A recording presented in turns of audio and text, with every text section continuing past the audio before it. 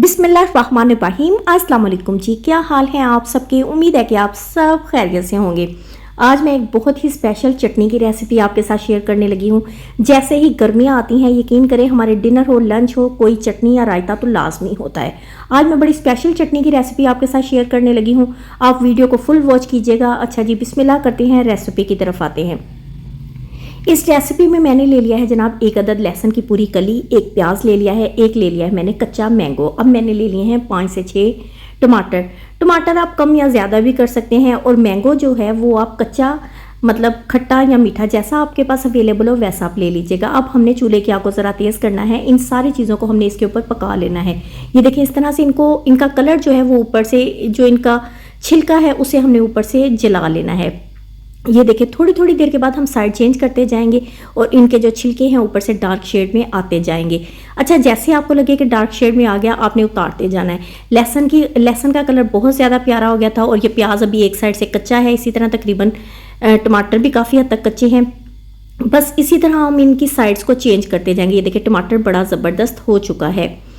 निकालते जाएंगे और साथ साथ हमने साइड्स को चेंज करते जाना है। और ये चीज़ें जैसे हम ऊपर से इनका कलर चेंज करें, इनके अंदर एक ख़ास फ्लेवर आ जाएगा और अंदर से काफ़ी हद तक ये हमारी सारी चीज़ें पक जाएंगी।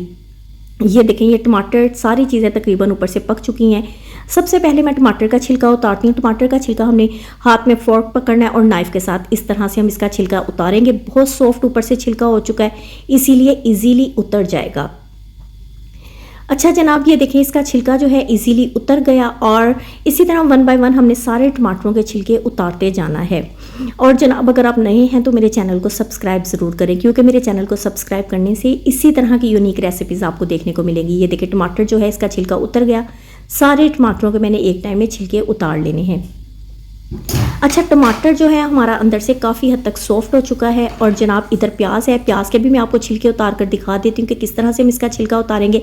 और प्याज के भी मैं छिलके उतारी हूँ। प्याज भी तकरीबन हमारा अंदर से काफ़ी हद तक पक चुका है, लेकिन अभी सारी चीज़ें हमारी गरम गरम हैं। और ये जो हमने इन्हें चूल्हे पर पकाया है, इस तरीके से इसका फ्लेवर बहुत टेस्टी हो जाएगा। हर एक चीज़ एक ख़ास फ्लेवर देगी। प्याज के छिलके उतर गए। अब जनाब लहसुन जो है इसकी कलियाँ भी अंदर से बहुत ज़्यादा सॉफ्ट हो चुकी हैं और इसके छिलके भी बहुत ही आसानी के साथ उतरते जाएंगे। ये देखिए जहाँ से ज़्यादा जला हुआ हिस्सा है उसे मैं नाइफ़ की मदद से रिमूव कर दूंगी। छिलके मैंने उतार लिए। अब जनाब एक बाउल में सारी चीज़ों को ऐड कर दिया। अब हमने इसी तरह इन सारी चीज़ों की कटिंग कर देनी है।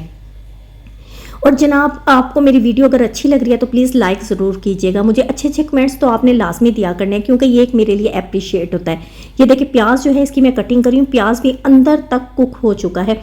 और मैं आपको एक बात बताऊं, अगर आप कह रहे हैं कि आपने कटिंग बोर्ड पर इसकी कटिंग करनी है, ये जितना सॉफ्ट हो चुका है कटिंग बोर्ड पर इन चीज़ों की मेरा तो ख्याल है कि कटिंग नहीं होगी, क्योंकि अंदर से जूस निकलता जा रहा है टमाटर का। और ये मैंगो है, मैंगो के मैंने छिलके रिमूव कर दिए। मैंगो कच्चा था और ये देखें अंदर से तकरीबन पक चुका है और बहुत ज़्यादा सॉफ्ट हो चुका है।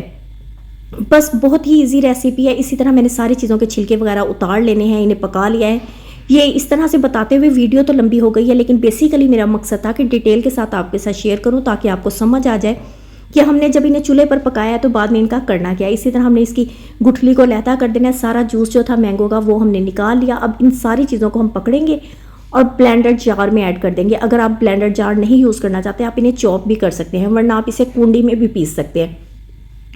अब मैंने मुट्ठी भरकर सब्ज़ धनिया लिया है, इसकी बारीक कटिंग की है। सब्ज़ धनिया ऐड किया है 5-6 मैंने इसमें सब्ज़ मिर्च ऐड कर दी हैं। अब इन सारी चीज़ों को हमने अच्छे से ब्लेंड कर देना है। ये देखिए बहुत ज़्यादा सॉफ्ट है। मैंने पानी बिल्कुल यूज़ नहीं किया है, क्योंकि टमाटरों ने और सारी चीज़ें एक तो सॉफ्ट थी और टमाटरों के अंदर बहुत ज़्यादा जूस था जो कि निकल रहा था। अब मैं इसमें फ्लेवर के लिए ऐड करूँगी 1/2 टीस्पून पिसी काली मिर्च, 1/2 टीस्पून काला नमक, और थोड़ा सा अपने फ्लेवर के हिसाब से हमने इसमें नॉर्मल नमक ऐड करना है। 1 टेबलस्पून भरकर मैं इसमें अनारदाना ऐड कर रही हूँ। अनारदाने को मैंने अलहदा से पीस लिया था। पहले तो अनारदाने को हम धोएंगे, इसके बाद हमने इसे पीस लेना है और जनाब इसमें ऐड करेंगे। और बहुत ज़्यादा फ्लेवरफुल और टेस्टी सी हमारी चटनी रेडी हो चुकी है। अच्छा जनाब, ये जो वीडियो है बड़ी यूनिक है, टेस्टी है। अपने फैमिली फ्रेंड्स के साथ शेयर कीजिएगा, क्योंकि ये भी एक सदका जारिया है। अल्लाह हाफिज़।